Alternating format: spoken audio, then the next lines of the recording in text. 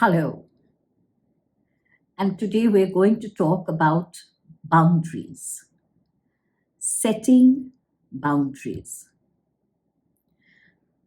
Right at the offset, let us understand that setting boundaries does not in any way mean cutting people out of your life. It does not mean that you are isolating or secluding yourself. It does not mean that you are pushing people away from you. Setting boundaries is, in fact, very healthy for every relationship, whether it be a friendship, a parent-child relationship, a sibling relationship, an office employer-employee relationship, whatever the relationship might be. Setting healthy boundaries is one of the best ways to ensure that that relationship is a healthy one. It not only sets safe parameters for you, but it also sets safe parameters for the other person. The other person is completely aware of your expectations and thus is mindful of those expectations. It is unreasonable to expect someone else to know of our needs without us communicating them. In order to ensure that your needs are met, that your emotional, mental, psychological demands are respected by everyone, you need to be the one who is proactive in setting a healthy boundary. Setting boundaries must not make you feel ashamed or guilty. The reason is you are not doing something out of disrespect or dishonor for the other person. You are setting a boundary out of respect for yourself. And when you communicate that need to another, that person understands what your definition of respect is and how that person can meet your expectations of respect. So there is absolutely no need for shame or guilt. Secondly, you must not dither when you set a boundary. If you say something to a person at one time, but your actions are completely the opposite, that person is confused about what you need and expect.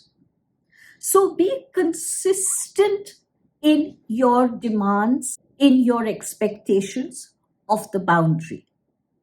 Consistency is key. It ensures that your boundaries remain healthy, and it also ensures that the person on the opposite end is understanding of your needs and is not trying to guesswork. So be consistent and honor yourself with this consistency. Once you state your needs, once you lay down a boundary, don't keep second guessing yourself.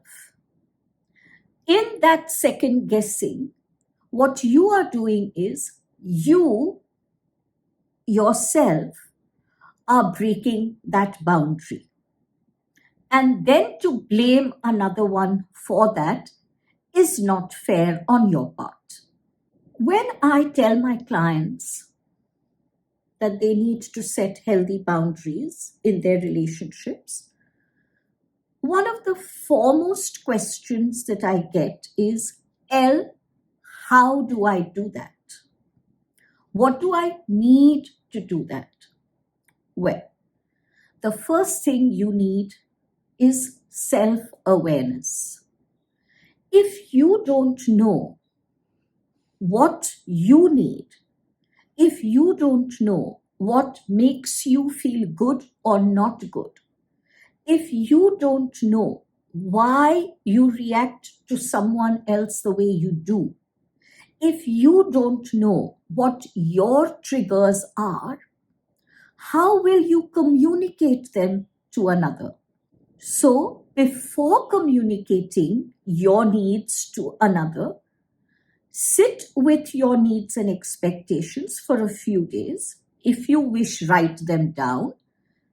Keep looking at that list every day, modify it, edit it in whatever way you choose. And when you know that your list is complete, it's final, that's the time you communicate it to another. When you do communicate, don't use general, very wide umbrella terms. For example, I don't want you to speak to me rudely. What does that even mean? My definition of rude and your definition of rude might be entirely different. Let me give you an example. I have a client who is very triggered by the word fucking. So if her teenage children use the word fucking in a sentence, for example, this is so fucking annoying, or I was so fucking mad that someone was late, she takes it to be an insult, even if that word is not addressed to her personally, but is spoken in her presence. Now, I, on the other hand, don't have an issue with that word. I can see how it has become an almost commonplace word with so many. Once she knows that that word is her trigger, there is no question of right or wrong. She must respect her trigger and inform her kids that I have a pet peeve with that word, and I'd appreciate if you could attempt to not use it in my presence. If you don't know what your triggers are, or if you do know them, you are either ashamed to communicate that, or you do not desire to communicate that, or you are fearful of communicating that, then, my dear friend, you must take the responsibility that the trigger shall continue to be in your life, in your environment, because you have not taken the step to eradicate that trigger, to tell someone what your trigger is, so that once they are aware of it, they can be respectful and mindful of that. When you have never set a boundary in your life, when you have suppressed all your needs, when you have not spoken up when you should have, when you have allowed people to walk all over you, setting boundaries can make you very uncomfortable in the initial stages. Granted, my suggestion is live with that discomfort. It's better to live with that discomfort rather than live with hurt, insult, and disrespect, or what you consider as insult and disrespect. When you communicate your needs, communicate them in an even tone, but a tone that is assertive, not apologetic, not defensive. You do not need to justify your needs, your triggers. You do not need to explain them. They trigger you. That is explanation enough. If the other person, whoever that might be, does not honor your needs, your requirements, your demands of a boundary that you have communicated evenly, without any shouting, no stridency, with assertion and with clarity. And in spite of that, if that is not being respected, then you must know that this is a relationship that you do not need in your life. If the person does not love you, respect you, honor you, or care for you enough to respect your boundaries, to respect your needs, then you must come to terms with this fact that this relationship is an unhealthy one.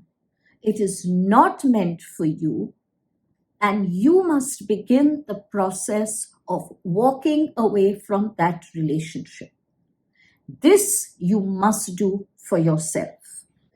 Do not play victim.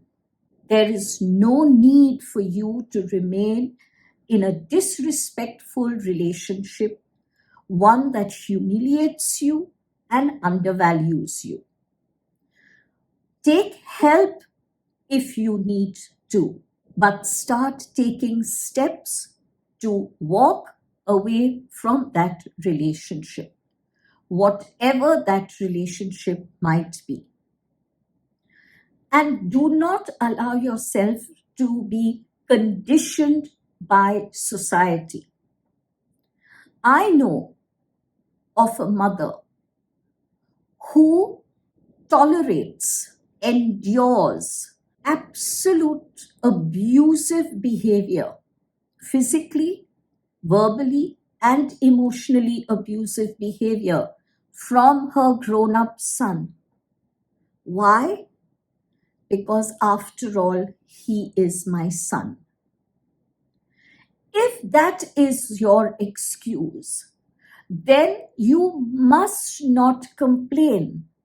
Then you must find the courage in yourself to be strong enough and receive that abuse without any complaint, without any expectation of the other person improving.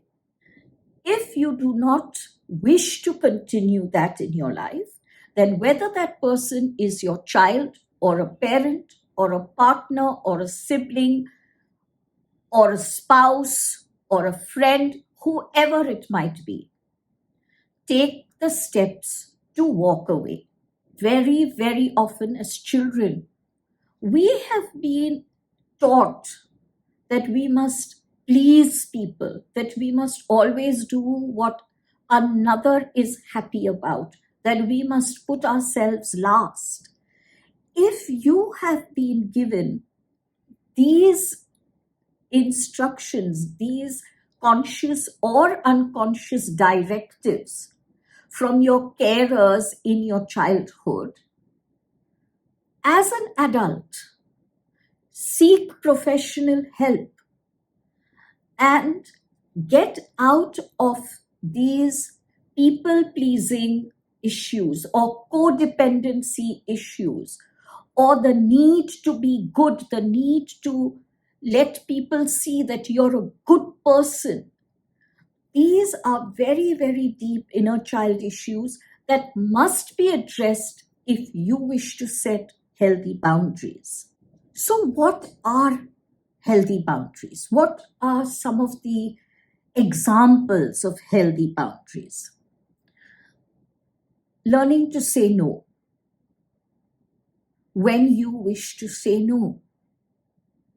Do not say yes when you truly wish to say no. Learn to speak up for yourself. Do not swallow the words that come to your lips. Learn how to speak without any defensiveness or aggression. Learn how to be assertive. If someone asks you to do something and you don't wish to do it, very politely, respectfully, say no. You might wish to give a very short reason as to why you cannot fulfill their wish. But do not go into lengthy defensive arguments. If you're being manipulated, if you're being abused and humiliated, find someone with whom you can share your experiences honestly. You need the help, whether it is the help of a friend, a professional counselor, a spiritual mentor. All of the above are sometimes needed. So give yourself the permission to share your experiences with others. If you keep them to yourself, you will not be able to get the help that you do need. And once you've communicated your boundary, be consistent with that. If that boundary is not being respected, speak up immediately. Don't wait for 3 days later. That person may be angry. That person may be yelling. You stand your ground assertively, in an even tone, say, I do not accept this verbal abuse. I do not accept this rudeness. I am going to walk away at present, and we can pick up this conversation at another date when you are ready to speak to me with respect. This is how you set the consistent boundary, a healthy boundary, again and again and again. You're telling someone just once or twice or 5 times is not going to work. That person is very likely quite used to treating you the way they are treating you. Now you have suddenly changed the equation. Remember, they are going to be as uncomfortable as you. In fact, they might well be very annoyed with you. And that's okay.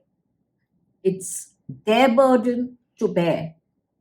It's not yours. You look after yourself. That is your only responsibility. Self-care. If you can't look after yourself, you can't look after someone else.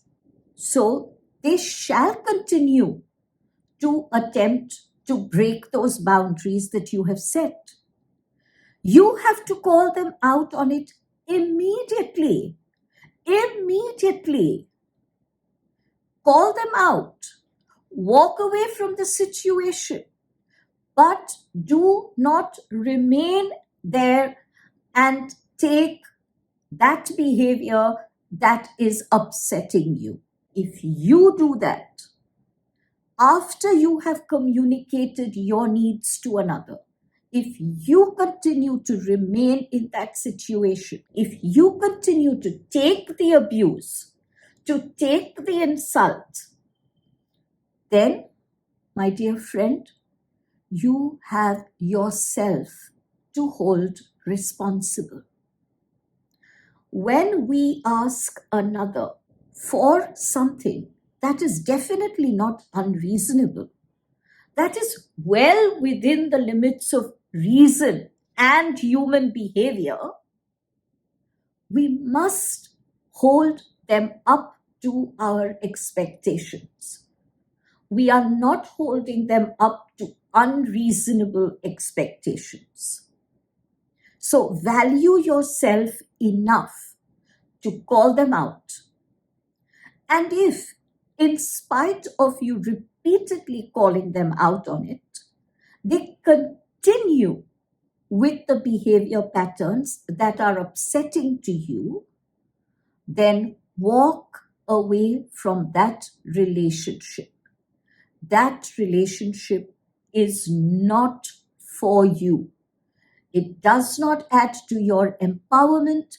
It does not enrich you. It does everything to, in fact, pull you down. Value yourself, honor yourself, love yourself, respect yourself enough, and walk away without regret, without shame, without any guilt. Now let us understand what are the various kinds of boundaries that we must set in order to ensure that all our relationships are healthy. Please remember, boundaries are to be set by all, not only those who are being persecuted or victimized, not only those who are codependent, not only those who are people pleasers. Boundaries are to be set by all. So boundaries can be mental, emotional, they can be material, they can be physical, they can be conversational, they can be time boundaries, and they can be energy boundaries. Let's understand each one. Mental boundaries. If you are being bullied or forced to think in a certain way, to ascribe to a certain belief so that you can be approved by the family, approved by society, approved by the culture you are in, if this is happening to you, you need to set your mental boundaries and absolutely stop yourself from internalizing those beliefs that do not fit with you.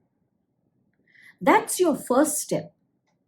The second step is to communicate that to others, to say, I respect your views, but they are not my views, and I am uncomfortable if you speak in this way in my presence.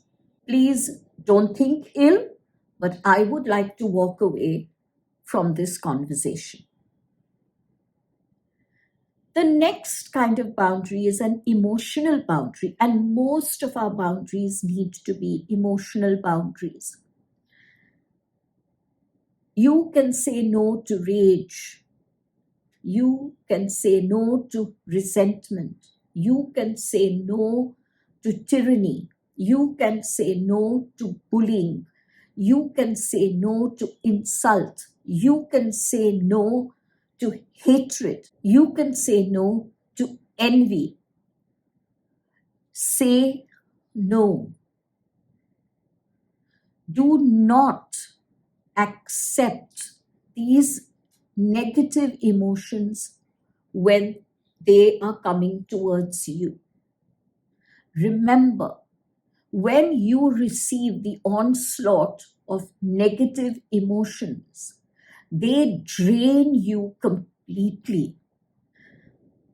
There is a term that I do not use and that I encourage people not to use, but a term that I've heard many people use, and that term is energy vampire. What it simply means is when someone else is in a very negative space, they are drained of their personal energy because they are in that negative space of rage, of hatred, of bitterness. When they come into the presence of a person who has a higher quotient of energy than their own, without conscious thought. And this is the reason why I do not like this word vampire. It almost makes you believe that someone is doing this deliberately. They are not. Without conscious thought, that person is taking away your energy from you in order to fill themselves up. And that is why when you are in the presence of a person who is enraged or very bitter or violent, you feel emotionally fatigued, completely drained and exhausted. You have to set your emotional boundaries by saying no, a very firm no from within.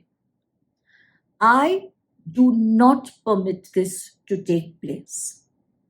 I walk away from here. And then whether that person perceives it as rudeness or impoliteness or impudence, once again, that is not your burden to bear. In that moment, what is uppermost for you is self-care. And please remember, my dear friend, self-care is not selfishness, is not self-centeredness. The third boundary that you set for yourself is a material boundary. I have had umpteen number of people complain to me. I have been supporting this person financially, but I am now unable to do so. This person's needs are just growing. That person is refusing to help themselves. You have to say no. Set the boundary that you are comfortable with, and that's the only boundary that you shall respect. If that person wants more out of you, unashamedly, without any guilt, please learn to say no. Then you have a physical boundary. When I was much younger and I had a lot of inner child wounds that were still present, I did not like anyone hugging me. I would certainly not go forward to hug anyone else. And if someone came towards me to hug me, I would almost physically recoil and put my hand out instead to shake hands with them. That was my physical boundary. At that time, I was not aware, and so I never expressed that to others. And so there were many, many times when I was physically uncomfortable with those hugs that family members, relatives, friends would give me out of pure love and affection. Now that I have worked considerably on my inner child wounds, I absolutely love giving and receiving a hug. Other physical boundaries could be where you are uncomfortable going to a certain place. Your friends might want to go there, but you are uncomfortable. Say no. Bow out of that plan. You don't have to stop them from going, but you don't need to force yourself to go. So physical boundaries are also boundaries that you must set. Then there are conversational boundaries. You might find these conversations judgmental. You might find them disrespectful. You might not wish to be a part of a conversation that is based upon gossip and spreading of gossip and rumor. Say no. If you do not have the courage to say no, respect the fact that you're uncomfortable and gently walk away from that environment. Go home, go somewhere else. But don't allow yourself to remain and be part of that uncomfortable conversation. Not wanting to confront the truth is not a conversational boundary. Please understand the difference. If you are not having a conversation because you are scared to face the truth, because you're scared to speak your truth, then that in no way is a conversational boundary. In fact, that in no way is healthy for you. We also have time boundaries. For example, I know a few friends who like to get into bed early. I, on the other hand, sleep rather late. I am quite the night bird, and I don't mind staying out, enjoying myself till 1 a.m., 2 a.m. But I cannot impose that wish of mine onto someone else. So if you respect your time, whether that is socializing, whether that is your time at the workplace, you must set that boundary. Just the other day, a client of mine was telling her how her place of work, a very large, very reputed bank that she works for, has no respect for her time. And even on weekends, when it is officially holidays, they don't respect that. They expect her to work on Saturday and Sundays. And what she is feeling right now is a complete burnout. But why is she feeling that burnout?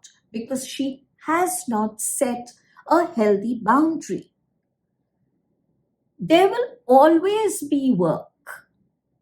And yes, sometimes for short periods, if the workload is a lot, you may agree to work overtime.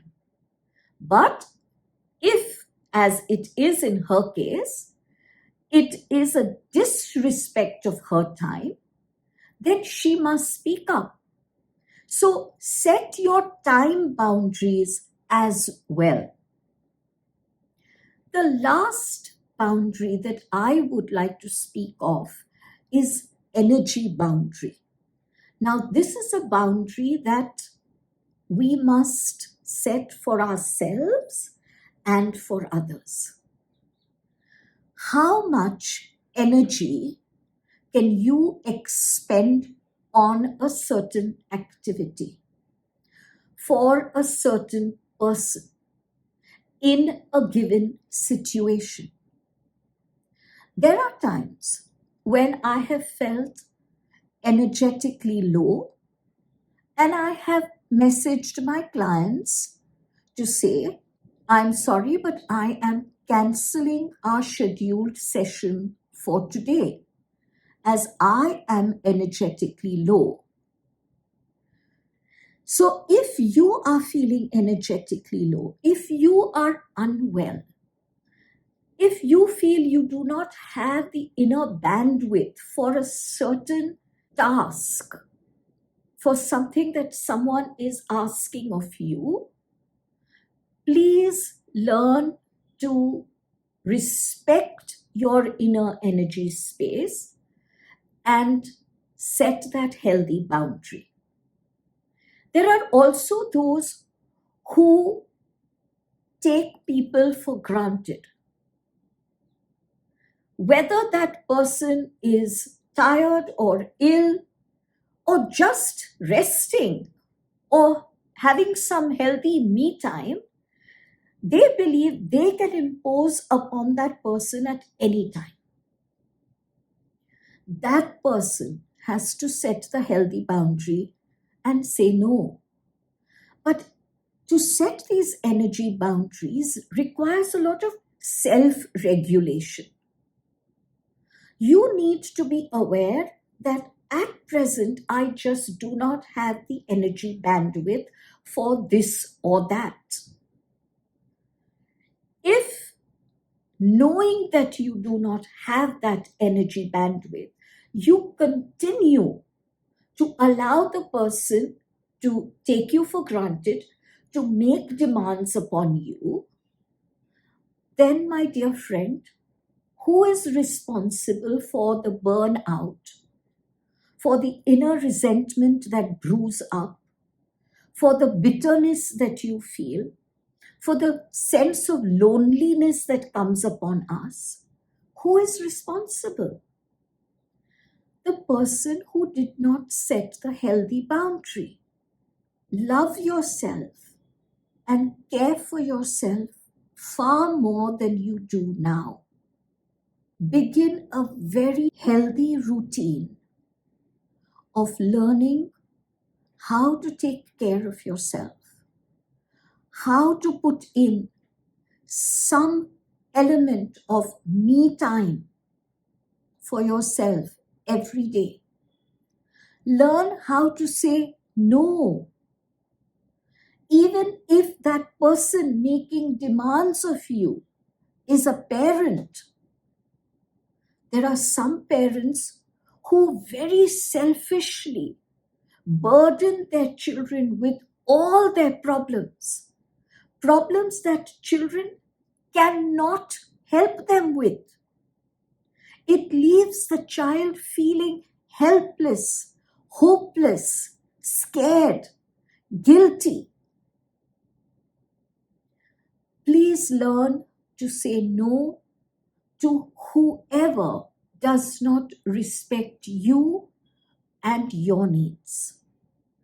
And remember, no one will respect you if you do not respect yourself.